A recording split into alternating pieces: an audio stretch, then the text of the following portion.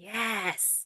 So, welcome everyone to our second Dean's Lecture of the fall. We will be having another one next month and then in December, and then we'll pick it up again in the springtime.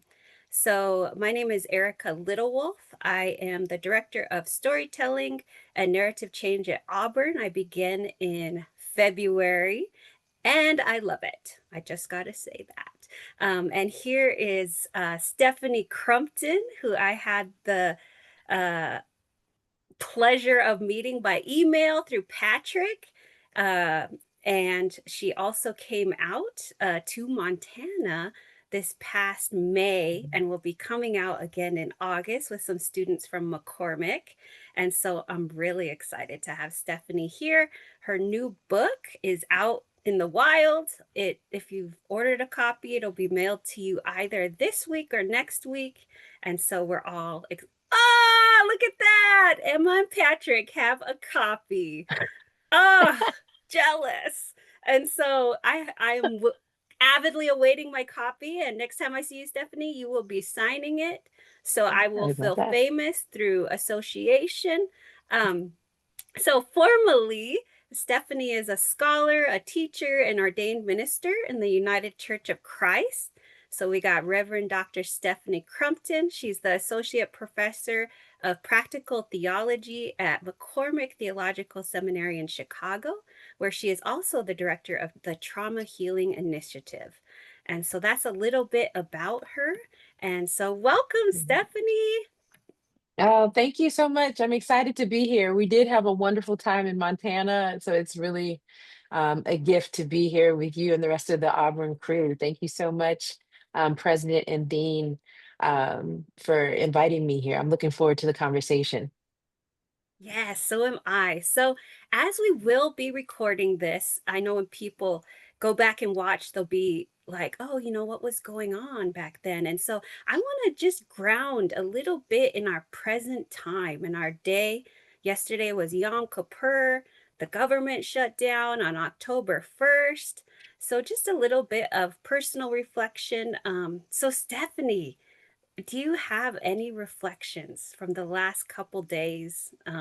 Maybe where you're at today, big events, maybe personal events that when you look back and watch this, you'll Sure. be like, yeah, I remember that time. Yeah, actually, so I'm here in Chicago, my hometown. It's also where I teach here in Chicago. And this week on Monday, there was a pre-dawn ice raid in the South Shore community, um, uh, which is striking for a few reasons. It was primarily targeting, allegedly a targeting Venezuelan persons who were living in the building. The building is in a largely African American community in South Shore, and the idea that you know when people were getting ready or before they were even awake for the day thinking about getting ready to get kids and themselves up for school, here comes a huge I'm going to say carceral presence, waking you up out of your sleep. And it did not matter if you were a citizen or not. They took everybody out of their beds, children, older people, everybody out in the middle of the morning, whatever you have on or don't have on. Um, and detained everybody until they sorted through who they were looking for. And the reason why it's complicated for a lot of reasons is first of all just the idea of being woke up out of your sleep. Yeah. The worst thing, the thing you've been anticipating, has not actually happened for those who were here because this was the safest place that they could get to from where rather than where they were. And then if you were not expecting it because you are a legal resident here in this country, everybody got caught up. And for me, the hard part is that it fanned the flames also around the tension between Black and Brown folks in the city in general. So Yeah. I'm sitting with that this week. I'm very aware of that and observing that kind of a thing. So that's what's happening here in Chicago. Also, it's 2025. Finally got COVID. got a little COVID happening, just a touch, just a little half inch, there's a tap of COVID, which is accompanied by that wonderful aftertaste of Paxlovid that stays with you all day. So there's a lot going on. There's a lot Is happening, but we are here. oh, that COVID. Now you'll be good though for I think like 3 months. You can just go around and not be worried about COVID. Yeah, I don't know. I don't know. I don't know. I feel like somebody breathed on me. I don't know what happened, but it's all right. I'll be getting my shots in 2 weeks from now, though. I bet you that. But I here just we got are. my flu shot too, and I'm like, okay, I'm Oh, safe. I'll be I'm getting the safe. 2 for 1. Yeah, the Yeah, two I'll be for one, getting. one on each arm. Do you hear me? Without hesitation. So yeah, these are the things that I'm bringing with me in this week to Yes, this thank you. conversation. Thank you for that. So we'll jump into Yeah, some questions regarding your new book, and then we can turn yeah, it over to the audience for some questions as well. I So, love that. yes, total disclosure, I haven't gotten my book yet, haven't read All the book. right, So I it's all got those right. beginner questions. And I think Those are the my, best kind. yeah, right. And so, can you give us like an overview of what to expect in your book? Oh, great. Actually, that's not the question I thought you were going to start with. So that's even better. I have to really think about it now. Um, so what to expect? You can expect that this is a book that is part storytelling that also has an intent to capture some historical events to contextualize my aim, which was to explore the inner lives of Black activists and organizers who felt radicalized, who really sprang into action during the time in activism that has now been called Black Lives Matter. The book chronicles essentially from 2012 to 2021 um, different events that really called people to the streets.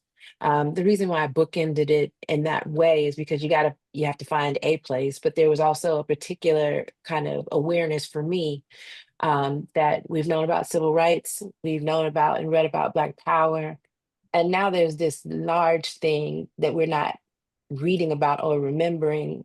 This is my generation, our generation's first time actually watching an entire movement actually take place and kind of gain a place in history.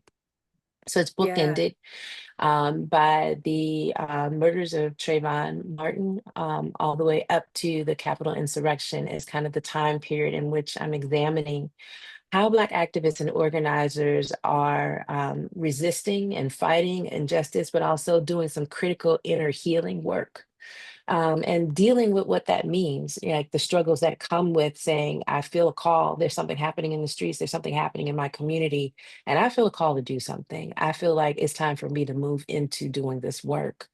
Um, and so, what's happening inside of them? I do have to say that I started with one intention with the book, and then and one intention and one question. The intention was to support Black activists and organizers, seeing what churches could do to support right, Black activists and organizers because they were at the time very frustrated with what they perceived as a lack of engagement by um, the Black churches because they were kind of growing up and living into this narrative around the historic Black church and its role in civil rights and its role during the time of Black Power. And they were right, anticipating in some way looking for that, but they weren't getting it. And in response, I thought, oh, okay, what can we learn about how they're hurting so that we can then foster relationships and support?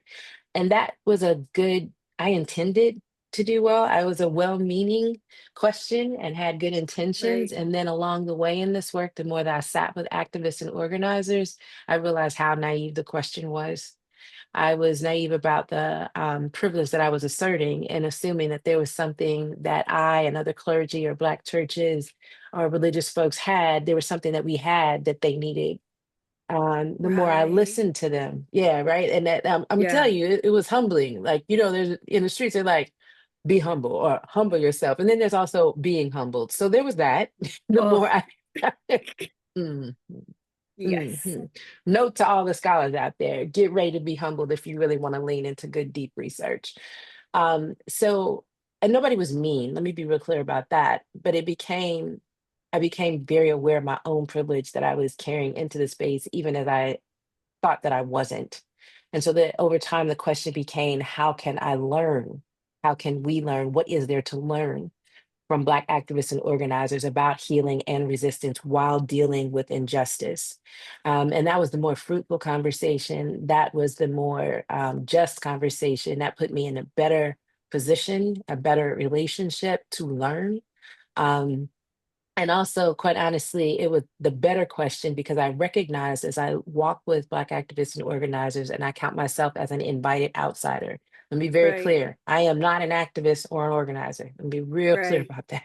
I know we like to say scholar activist. I'm not even that. I'm not Just scholar. that part. Um, And when I was invited into spaces to do some care and support work, or even to join them in work, what I learned is that their attentiveness to every body, every Black body, it for me really embodied what Black churches often talk about as the beloved community, but don't actually Right. live into, because they mean every Black body, not just the respectable, quote unquote, respectable Black bodies, not just the straight Black bodies, not just the male Black bodies, right? Not right. And so they moved in a way that taught me that there's more to learn here. And if I can learn how to listen and create environments that allow them space to remember what they're in this work about, Right. then there are things that we can learn and listen and share that really can help in some ways Black churches and other religious spaces live into what they say they want to do, but because of some other commitments, they don't walk it all the way through. Right. So that is kind of how I came to the book. The book is filled with narratives. You'll see large blocks of people telling stories, and they're pretty funny at Nice. times. We had a good time. We had a really good time. There also, after the large blocks of narrative, then there's also a bit of analysis from me. And then one of the things that I treasure the most and I hope is most useful to folks is that there are also question and reflection prompts at the end of each chapter that ask folk to look at the themes that were in the chapter, consider some of the ways that these activists and organizers, how can we take what they're doing and maybe think about applying it to our own individual lives and collective and communal lives. And I think that that's also important because we deal with some pretty heavy stuff in the book. The first chapter is actually an overview so we can get clear about what trauma is and what it isn't. So we kind of Oh. name that and help people understand some of the terms and concepts. And then there's a really heavy and very important chapter to me. It's called Ancestors Too Soon. And that chapter, Ooh. yeah, like I realized it actually took this book has actually taken 10 years to actually get written, and I realized that I probably spent the first 2 years trying to write that chapter. And that chapter chronicles not all, but several high profile deaths that were either race related or police involved between 2012 and 2021. And it is the reason I did it, the reason I went about it in the first place when these things were happening back in 2014, 15, 16, 17 was because I was trying to figure out how to memorialize these people, right? I wanted to have a record, Yeah. contribute to the record, I guess I would say, and within pastoral care, which is my discipline, to have a place within the resources within pastoral care and practical theology. Here's an accounting of some of those deaths. Um, and also was a way for me to process it because it was a Yeah. lot. It was a lot. And people need to know kind of in a time of erasure, people need to know, oh no, there's a telling of it, there's a recounting of it here, and there's a recounting of it there. So we retell those stories.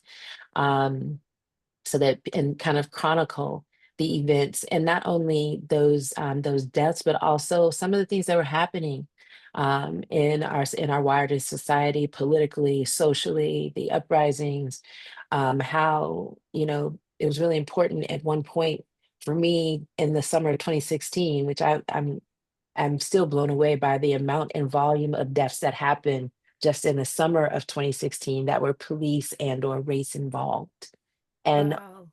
almost all of these have been captured on by video and gone viral. You know, we went through the whole time of Black Death going viral. So there's that chapter. And at the end of that chapter, actually, before I get into chronicling those, and then I repeat it again at the end, there's a poem that I offer as a meditation about caring for yourself. Like this. So I'm giving people a heads up, like this is about to get thick. Yeah. Don't be afraid to put the book down and step away. And actually, the poem kind of walks people through like whatever your religious practice is, whatever will calm you, whatever, you know, do what you need to, and then come back to it because there's more than pain in these pages. And so the next chapter, it actually looks at mental health within Black activists and organizers, their individual experiences of their mental health while trying to do this work. In that chapter, we examine some of the pieces that they themselves are examining. One of the things that they're looking at is the impact of martyr mythologies that they've been handed down, that have been handed down to them that shape their sense of identity as an activist and organizer and Hmm. asking, you know, they're really looking at going like, I'm supposed to be about life, but everything I've been told about how to be this activist or organizer is that I got to die for my people. I got to leave everything on the Yeah. field, right? Like everything is for the community, for the and to the neglect not only of themselves but also to those who are immediately close to them, their family members, and so they're grappling right with that and grappling with what it means to be fully committed to this work, but unless you're working for a nonprofit, you're not paid for this work. So you're Yeah. holding down at least one job to cover your bills while you're also doing this work. And more often than not, a lot of people have more than one job, right? So you've got all of these competing responsibilities, and yet you feel a call.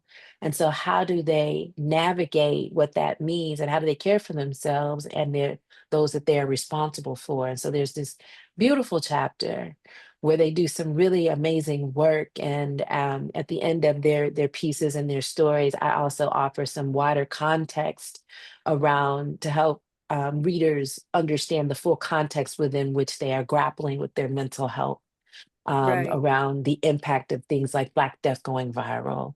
The next chapter looks at, if that chapter was about internal individual mental health, we're now looking at the collective wellness of movement spaces and some of the strategies that they're working on to handle things like conflict, to collectively disengage from the narrative that we have to leave it all on the field. It's either die or nothing at all. How do they organizationally work through what that is? Are there alternative ways of being? And also, what do you do with that? Like, once you recognize it's been a part of it, how do we create something new? So they share about restorative practices, they share about Nice. abolition and the struggles around abolition. That abolition isn't just abolish the police, but abolition has something to do with how we deal with one another internally as we are coming together to do this work, and then we go do this work. But what is the abolition ethic? Is it a possibility for who we are together as we're developing this work? So that's that chapter. And then the next chapter, which is my favorite chapter, I have to say, Yay. is about Black futuring, right? What is it? Ooh. Yeah, that's how I feel too. Ooh, right? Yeah. It's probably my favorite because by the time we get there, I'm at the tail end of several years of working on the project. And also because I've walked with these stories and also because it's an opportunity for me to capture a moment where in the interview process, I got to create an environment for them to recenter on why it is that they are actually doing this work. And so the question that prompts them for that chapter is, what does a viable Black future look like? And they have amazing answers. You know, they talk about one woman. She says, you know, I would lose my mind if we actually, you know, lived into what it is we want to actually be. And she says that she would lose her mind because she wouldn't have to be so obsessed and concerned with the things that beset our communities. She says she probably wouldn't even be in activist work because she Wow. would be thinking about what the possibilities for her future are. They talk about and they describe it in beautiful graphic images of being in harmony with nature. They describe it as children, Black children, walking freely across the street, like we often see white children do, because they know that the community is centrally concerned with their well-being. So the kids just kind of bop out across the street, like, I know everybody's looking for me. Whereas you don't see that a lot of Right. times in our communities of color. And then they talk about desire and love. And one of my favorite terms is egress, a way out. Like I just, like on the plane, it says means of egress, right? So I got to Mm. write about their means of egress into a viable Black future. And then I conclude the book with some closing thoughts about my own process, about how I started the book and where I landed and how much farther I have to go, but that I get to go further, influenced by the time that I got to spend over these years with these activists and organizers. So that's what we can expect in the book, with each chapter having prompts for individual and collective reflection, and some ritual practices in there too. Oh, I'm so excited. Me I feel too. like I feel like there's a little bit of an outline for how my life has progressed. I'm like, oh, Well, those you're an active. organizer, so it makes Yeah. sense, maybe. Yeah, and so I'm like, "Oh," and that futuring aspect of it, it's like we never get time. I think I it reminds me of Vincent Harding, how he's like, Oh, "We don't even know what we're going for because 'cause we're, like, so stuck up in, like, what we're doing now." And I'm like, "That is so true. So true. So, so true." Thank you so much. Um, so can you sure. talk a little bit about what inspired you to write this book? I can. Though the book goes back to 2012, it was 2014 is when the seeds for this book were started. I had just moved to Pennsylvania to join the faculty at a small seminary in rural Pennsylvania. And within a month or so, were the deaths of Eric Garner and Michael Brown.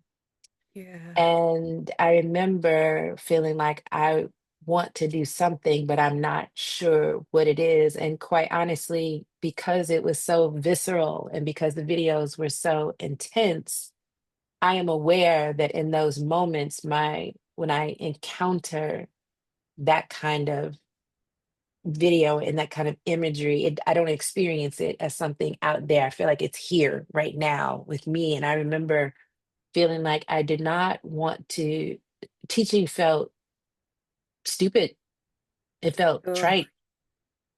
I was like, people are dying in the street. What do you like like on the street, yeah, not like metaphorically on the street. And it felt stupid. It really did. And I was very angry. Um, and then I also was like, well, what you're not going to do is go protest in the street because you're not that person. You're too scary. That's just the truth of the matter. yeah, And I remember washing the dishes, and I was at the kitchen sink washing the dishes, and it became clear to me. I know you think teaching is stupid, but that's what you're going to do. And you're going to go and you're going to teach. And I remember in my classroom, I had several seminary students who were also activists, and they were running up and down the East Coast, back and forth between Ferguson and DC wow, and Philly and New York. And they would come back to class and they were exhausted, angry. Um, on edge, because at that time one of the forms of protest was to actually lay your body down in front of the police as a die-in, right? And so they were bringing their bodies back into the classroom with all of this, and they were struggling. So I watched them, as I described it somewhere else, lock in and then burn out. um, yeah, and I said, oh, here's my work. And that was the prompting, right? As I was trying to find a place to do the work, and then I went to the place that I said I didn't want to go, which was to teach. And then I found, oh, this is your work.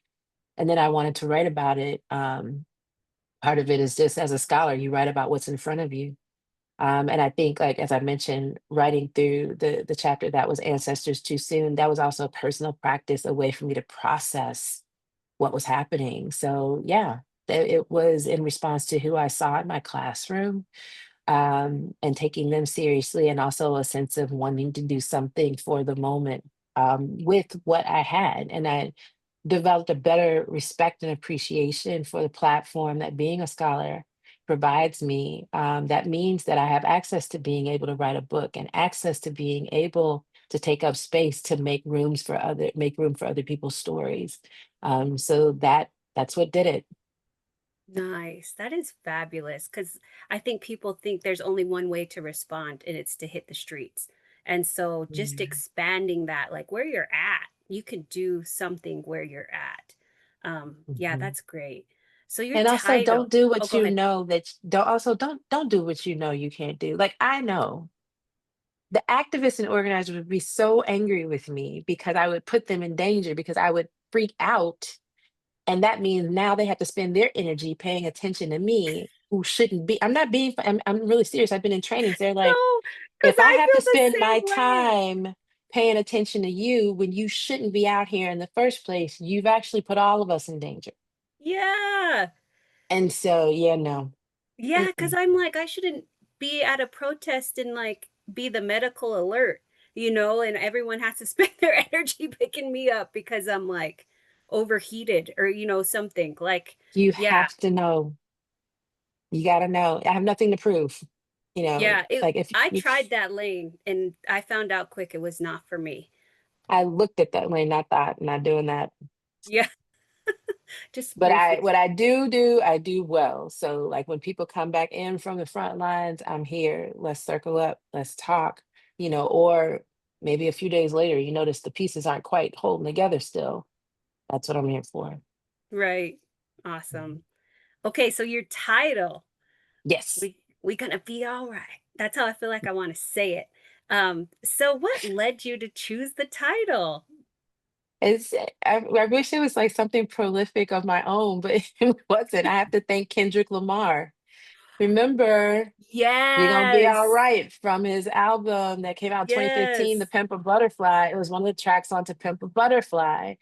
And I remember hearing the song, and there's at one point, like, he's got like kind of like this little squeaky voice, right? And then Right. every once in a while, when he gets to the refrain, he starts yelling, he's like, we're gonna be all right. Right? And it's almost like a bark.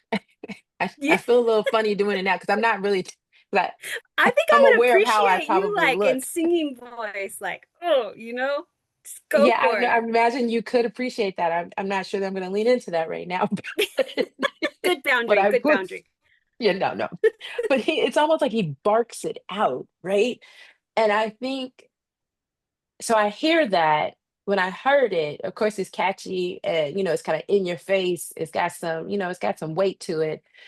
And I hear it, and it reminded me, and it continues to remind me of growing up in the church where you are taught as a person of faith to stare evil and wrongdoing dead in the face and still proclaim something contrary to what's in your face. And I think that that Right. is what latched onto and how I interpreted and translated, or what I did with what he's saying in the song. That's why I leaned into that was the hook for me. That's what that song hooked in me, and hooked in the tradition that says you look a thing in the face and you dare to say, we still gonna be all right. Right. And it's Right. not a naive, we gonna be all right. It's not a head in the sand, I don't see what's going on. It is I see it, um, and I'm gonna determine that we're gonna be all right, even while I'm grieving a death. So Right. it is not denial, it's determination. And oh, Right. I love somebody put in Yes, I you got put some it comments hope. about hope. Yes. Yeah. So I'll come to that in just a second because man, they made me struggle with hope for the last those activists and organizers like hope. And so I'll deal with that. I'd love to deal with that in a second. But like what I love about what Kendrick Lamar does in the song, and you hear it's I hear it also in the songs that are sang and chanted at protests, that there is I see it and I'm declaring something else. Not only am I declaring it out loud through my mouth, but also through my actions. I'm working for it to be all right. And all right doesn't mean it's cured. And all right doesn't mean it's ended. But all right is this kind of liminal thing. It's not just the technical definition of the word all right, it is something else. It's Right. a both and. It is, I see it's bad, I know it's bad. I know it is violent and I know it is death. And there is more beyond that. And there's more even in the middle of while I'm grieving and fighting against that. It's a gritty, pithy, all right. Like it's thick, it's dense, it's that stuff that's in the street that doesn't relent, right? Even as Right. the street is the space where it's the battleground. And so it was the song, and I felt like it was a good match for the determination that I sensed in the activists and organizers that I spoke with. And relative to the word hope, I chuckle about that because as a good Christian scholar, I started the interview questions asking about hope, and I got my bubble immediately busted by an activist. And actually, she's one of the first voices in the chapter that features activists and organizers chapter on Black resistance and white retaliation. Anana Harris was like, "Hope, that ain't why we in this work."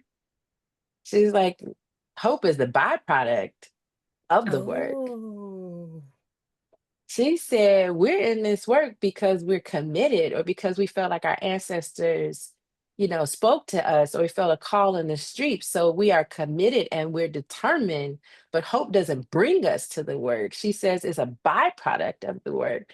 And her thing was that she's been frustrated. And in church spaces, she would get frustrated that, oh, somebody, God, can you give us just some hope? We just need some hope. And she said, but can you get out here and do some of this work? That's what she wanted to know. She's like, I'm not concerned about hope. I'm really interested in work. And she actually refers to at the time in Atlanta, they were doing, it was around Mother's Day, and they were doing the Black Mama bailout to end money bail, and they were Yeah, I remember mailing that. Black Yeah. mamas out in Atlanta so that they could be home for Mother's Day. She said when she saw those mothers reunited with her children, that gave her hope. But the hope came Wow. afterwards. It was the commitment, the determination, the sense of call that compelled her. And so I think when I always get nervous when I see I'm probably a little shook up from these years of grappling with what we do with the word hope and what we mean. And by the use of the word hope when we're talking about this work, we're gonna be all right. To me, I feel determination.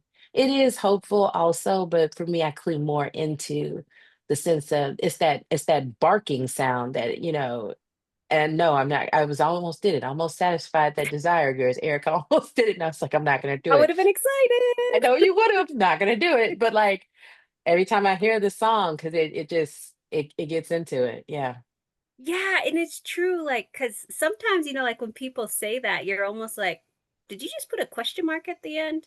It's like your words feel like they should be followed by like an exclamation mark or a period, like a statement, like we just know. But sometimes when people say that, you're like, we're gonna be all right. We gonna be. Like, We gonna right. That's another part. We gonna be all yeah, right, we right? got right. Yeah. We gonna be But all right. no, Yeah. like with Kendrick, it's just like, nah, we're gonna be all right. Like he just said it. Like we're gonna be all right. And it's like that firmness of like, there's no question. No question.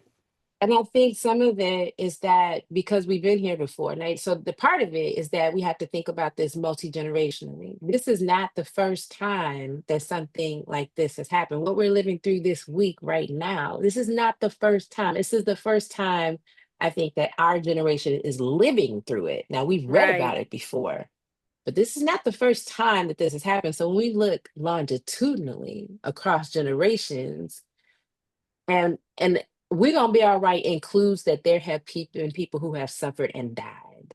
Yeah. It include the all right includes death, Yeah. right? And so I feel like when I sign on and give meaning to him saying we're gonna be all right, I'm acknowledging we're gonna be all right because if me and you are here, somebody made it through. Yeah. Right. And so all right looks different. It doesn't mean everything, is roses and that there's not pain, but it does mean it's not the end. Yeah. Yeah. Yes, spot on. So I heard you mention like you do the practices of care and reflection and creativity at the end of your chapters. Do you have any Mhm. stories that you've shared that exemplify that? Yes, actually. So one of the story, yeah, I'm chuckling because there's some delightful things that they share here in the book. Vahisha Hassan is one of the people who was interviewed, and Vahisha talked about that she has experienced extraordinary mothering by her birth mother, but also collective communal other mothers, one of whom is an elder who periodically will send her money and say, "This is just for you, not for Oh, someone else." But just do something to care for yourself, to remind her to stay on track for her, care for herself as she does so much care with and for others. And that it happens regularly, that she'll look up and here comes this money that comes to her. So the practice not just of someone being generous, but also the practice of yeah. being willing to receive other people's care for us, which is really hard when your job is to be the person who provides care.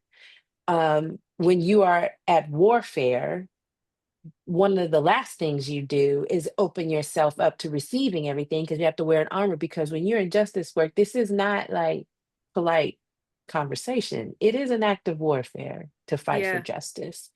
So to practice taking off that shield, allowing people to know that you need help, that you need to be reminded, and then to receive what people are sharing, right?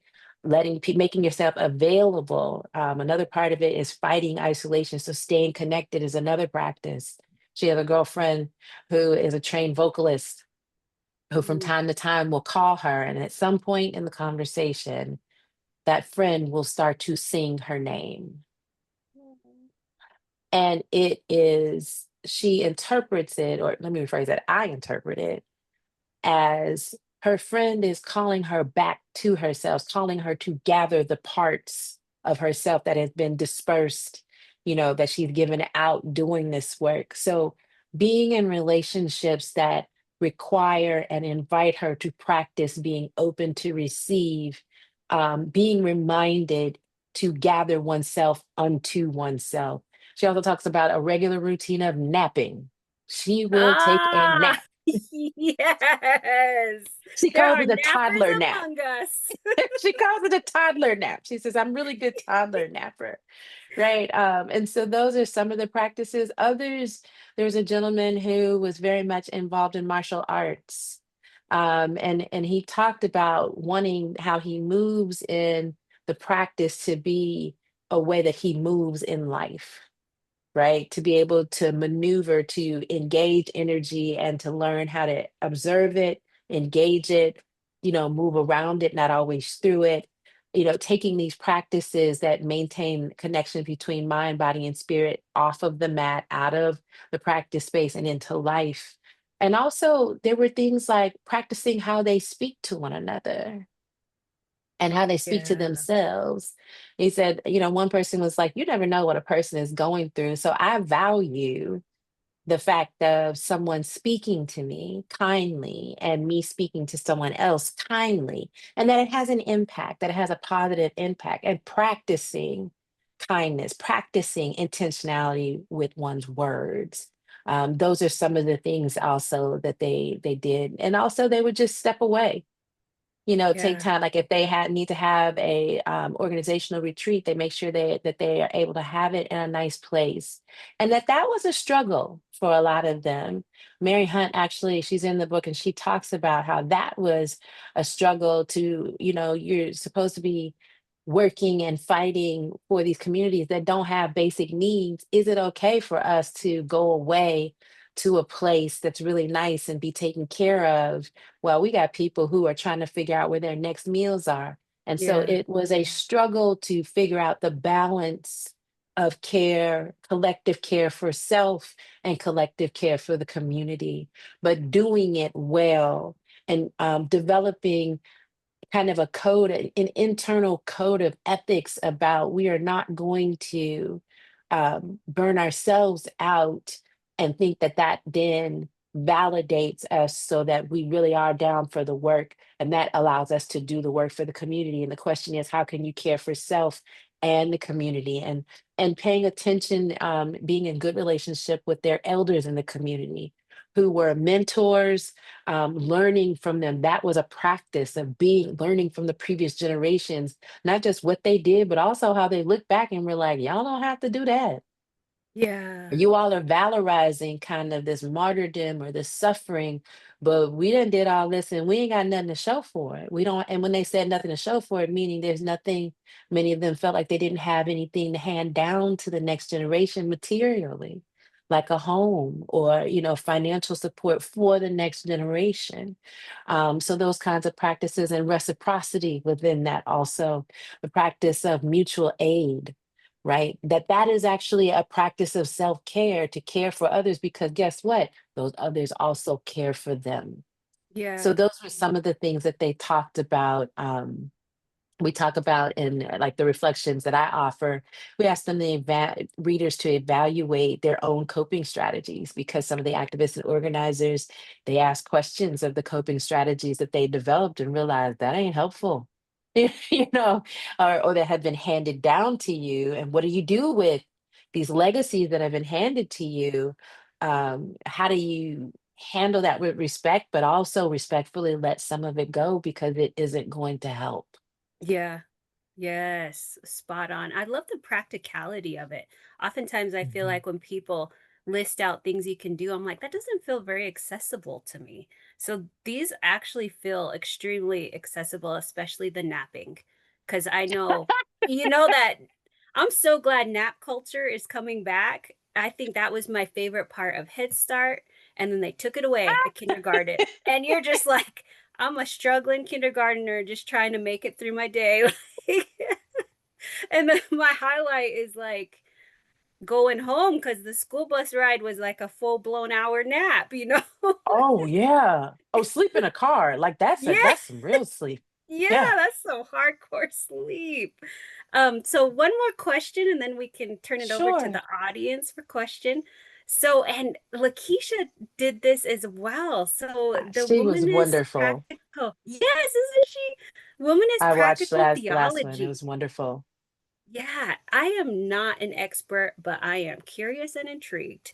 And so, can you unpack that concept a little bit more for some of us that are still learning? What is womanist practical theology? So I think the easiest way to say it is that, like, it is taking seriously what Black women have to say about what is impacting our communities, and not just what we have to say, but understanding, taking seriously how we came to those conclusions, right? Taking seriously our means of analysis and interpretation, and believing that, oh, they really do know, right? Taking seriously what Black women have to say about what is happening in our communities, how we are navigating and strategizing for health and wellness, and then learning, right?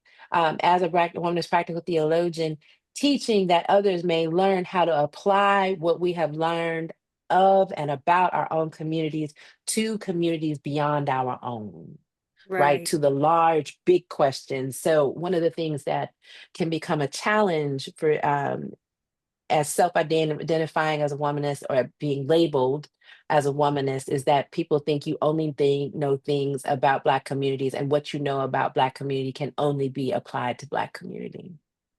Right. And there are ways that we are analyzing, there are ways that we are strategizing, there are ways that we are imagining better futures and cultivating deep understanding that is fruitful and can be applied beyond just Black life and Black culture. You do have to do some work, maybe if you're not Black, if you're not a Black woman, to understand how you got there. And that's the work that Black women do when we're reading literature or works from anyone who is not a Black woman. So it's not impossible. Yeah. We do it all the time, right? And Yep. I know you're familiar the Yeah. same as an indigenous woman, right? Like it's not that difficult. Um, but what I would say is that we take all of that, we take Black life, Black culture, and we distill it, and we get the privilege of being able to be on platforms like here, on a webinar with you all at Auburn, or we get the privilege to have access to writing books or curating journals to be able to make room for the stories of our people and the stories of what it is to be a Black woman uniquely positioned in our social location that has something to say about the big questions of life and Right. want to make those things practical. Yes. I hope I Fabulous. laid that out well. Yeah, you did. I'm going to stop the recording and then I will Okay. unspotlight us. Okay. And then the audience, I'll be looking to you all for questions. Awesome.